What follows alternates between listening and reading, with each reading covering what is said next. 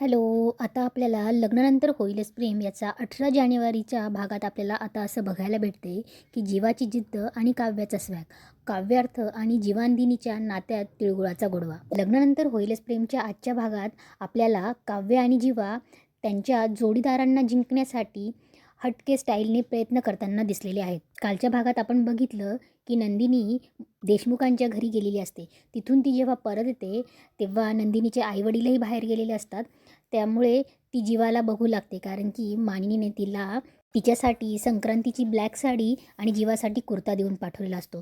तेव्हा नंदिनी जेव्हा घरी येते पहिले ती रिक्षात बघते की जीवा कुठे दिसतोय का, पण तिला जीवा दिसतच नाही. आणि सुरुवातीलाच ती जीवाला पाहून नंदिनीला धक्काच बसतो, कारण तो मोहितेंच्या घरात शिरलेला असतो आणि नंदिनी त्याला शोधत त्याच्या रिक्षापर्यंत पोहोचते. नंदिनीच्या आईने जीवाला घराच्या चाव्या दिलेल्या असतात आणि नंदिनीचे बाबा घरी नसल्याने तो आतमध्ये जाण्याचं धाडस करतो. नंदिनीला त्याला तिच्या खोलीत बाल्कनीत पाहून चिडचिड करते.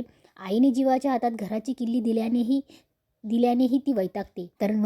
तर वरतून जीवा नंदिनीला बघतो तेव्हा नंदिनीच्या हातातली गिफ्टची पिशवी पाहून जीवाला वाटतं ही गिफ्ट तिने त्याच्यासाठी आणलं आहे. पण जेव्हा त्याला समजतं की मकर संक्रांती निमित्ताने काळा कुर्ता त्याच्या आईने दिला आहे हे समजल्यावर तो खूप भावूक होतो. नंदिनी त्याच्याशी फार काही बोलत नाही, पण त्याला आधार देते. देशमुखांच्या घरी त्याची आई आणि त्याचे बडे भैया त्याला मिस करत असल्याचं ती सांगते. त्यानंतर तो कुर्ता घालून पाहण्यासाठी जीवानंदिनीची परवानगी घेऊन पुन्हा एकदा मोहितेंच्या घरात जातो. मकर संक्रांतीसाठी जीवा तर काळा कुर्ता घालून तयार होतोच, पण नंदिनी ही मानिनीने दिलेली साडी नेसून आणि हलव्याचे दागिने घालून येते. दोघेही एकमेकांना पाहून हरवून जातात.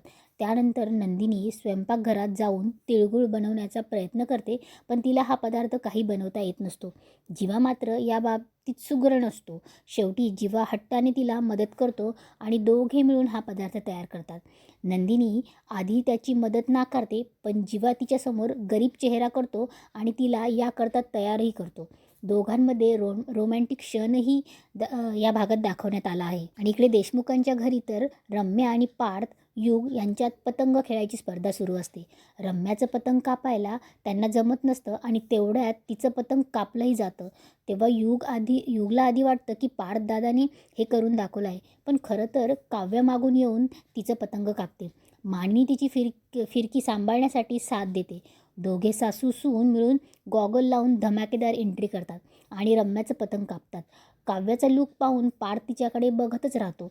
एवढंच नाही तर काव्याच्या पतंगावर आय लव्ह देशमुख असं लिहिलेलं असतं. ती पार्थसोबत प्रत्येक वाक्यातून फ्लर्ट करते आणि त्यात मानिनी युगही काव्याला साथ देतात. रम्या वसुंधराचा मात्र जळफळाट होतो.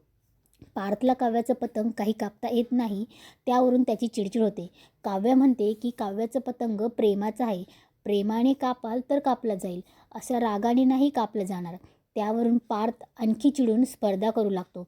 काव्य पार्थला छेडण्याची एकही संधी सोडत नाही. शेवटी दोघांचेही पतंग कापले जातात आणि ते हवेत एकत्र उडत जातात. यावरून काव्य म्हणते, बघितलं देशमुख, प्रेमात पडलो की दोघेही एकत्र पडतो. पार्थच्या हातून असं पतंग कापलं जाणं मंजूर असल्याचं ती म्हणते. आणि इथेच आजचा एपिसोड संपतो. आणि एपिसोडचे रिव्ह्यू आवडल्यास या चॅनलला सबस्क्राईब, लाईक आणि शेअरही करा.